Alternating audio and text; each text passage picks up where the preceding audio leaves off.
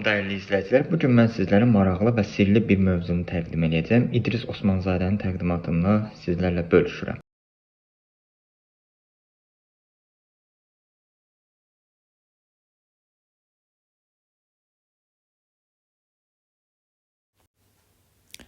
Dostlar, bu danışdıqlarım sizlərə şok gələ bilər.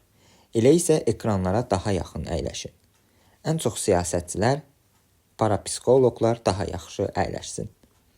Komplo nəzəriyyəsi, yəni ingilis dilində conspiracy, müəyyən bir hadisənin və vəziyyətin arxasında gizli və ya qəsdkar bir qrupun, məsələn, hökumət, güclü təşkilat, gizli cəmiyyət dayanması barədə olan inanclardır və iddialardır. Bu teoremin əsas xüsusiyyətləri də hansılardır? Birinci, gizli plan. Adətən az sayda insanın cəmiyyətə və dünyaya gizli plan qurma həmləsidir.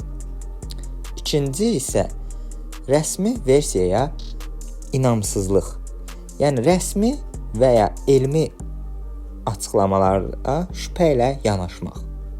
Üçüncü isə qorxu və şübhə yaratmaq, cəmiyyətdə narahatlıq və şübhə yaratmaq. Mən indi sizlərə məşhur komplo teoremləri misal çəkəcəm. 1. Illuminati. İkinci, Covid-19-un qəsdən yaradılması. Üçüncü, 11 sentyabr hadisələrinin böyüdülməsi. Dördüncü, chemtrails, yəni uçaq təyyarələrin göyə kimyəvi maddələrin buraxılması. Beşinci isə ayın saxta olaraq fırlanmasıdır. Sual yaranır. Bəs yeraltı dünyada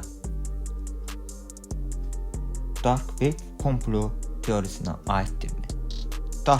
Dark Web nədir? Qaranlıq web özünün bir texniki və real internet anlayışıdır. Komplo nəzəriyyəsinə aid deyil. Sadəcə ətrafında formalaşan mif teorisidir. Bəzən inanclar və iddialar komplo nəzəriyyəsinə aid edilib. Dark Web internetin adi brauzerlərdən fərqi odur ki, girmədiyimiz hissəsidir. Dark Webdə gizli təşkilatçılıq, hakkerlər hücumu daha da çox kəsb etmək olar. Bəs bunlar necə olub? Ümumiyyətlə, yaşadığımız hər şey komplo nəzəriyyəsidirmi? Təəssüf ki, bu sualın cavabını verə bilməyəcəm. Belə dostlar, kanalıma abunə olmağı və like etməyi unutmayın. Sağlıqla qalın.